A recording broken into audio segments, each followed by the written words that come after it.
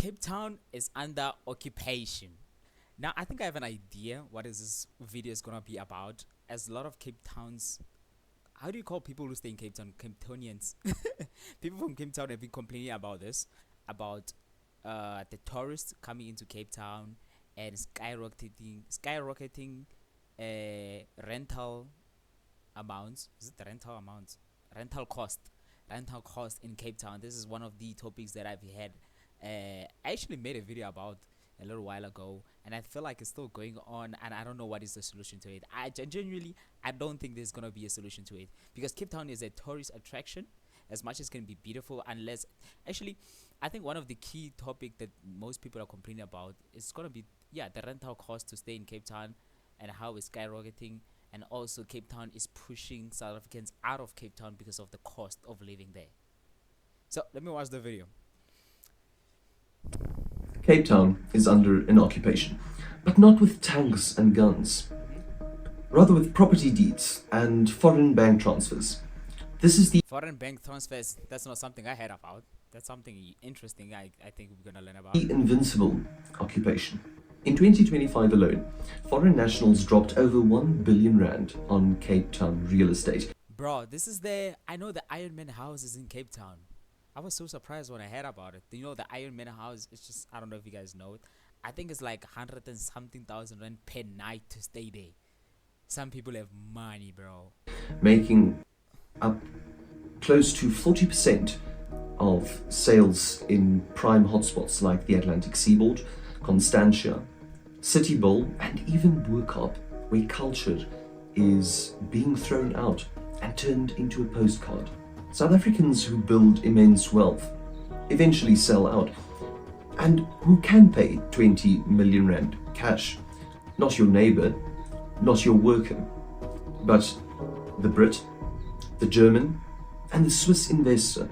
Cape Town is not a city anymore. It's a monopoly board where locals don't get to roll the dice. Communities are stripped, culture becomes a decoration, and the city itself is reduced to a mere investment portfolio for elites who don't share our history. Bro, there's something about nationalism that has been happening a lot in a lot of countries.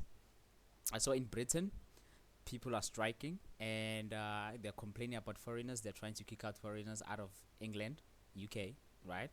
I saw in Australia, if I'm not mistaken, Australia, is it? I think it was Australia.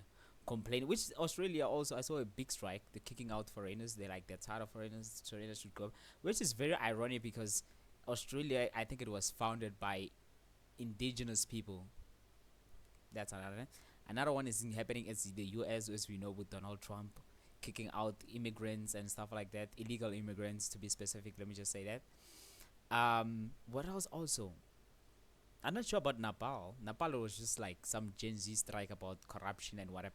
By the way, I don't know if you guys saw the strike in Nepal. I think it's also going to happen in South Africa. I think on the 24th, there's people who are planning a strike in South Africa. I think the youth. I don't think that's going to help anyone, but I get it. Yeah, bro. It's just something about nationalism that is happening right now all over the countries. And in South Africa, as much as I know, a lot of people don't want foreigners in South Africa, which is, I'm a bit of a, I'm on a gray area. I don't much care. I don't think it's gonna help either way by kicking out foreigners. I actually have an interesting video that we're gonna watch about a foreigner speaking to South Africans, telling them that kicking them out of South Africa, it's not gonna help them. I think it's a very interesting video. If I haven't posted it, just subscribe. I think it's gonna be a very unique video that you guys are gonna watch. I haven't watched the full video, but I saw like a few seconds on it, and it was very. I think it's gonna be a very interesting video as well. Our struggles, all our values. And don't be surprised if in 20 years, buyers backed by people like Phil Craig claim Cape independence. They'll say, we built this, we own this, and we have a right to... Speaking about Cape independency, I saw a couple of... It has been a topic that has been people discussing about Cape independence, about Cape Town separating itself from the rest of South Africa. I don't think that's ever going to happen. And I don't think people who are pushing this agenda truly understand the magnitude of running an independent country. It takes a lot. it takes a lot, bro. There's just so. Why do you think Oriana Town has been trying to act as if its own country, but the whole concept of it doesn't even work. Secede. This is the end game of the invincible occupation.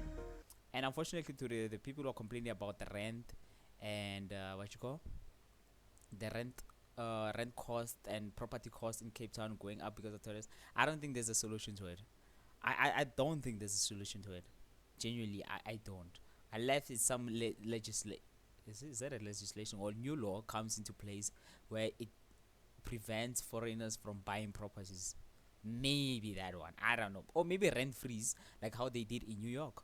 In New York, there are certain properties that are on rent freeze. They're not allowed to increase the rent for a couple of certain amount of years. I don't know. Maybe that.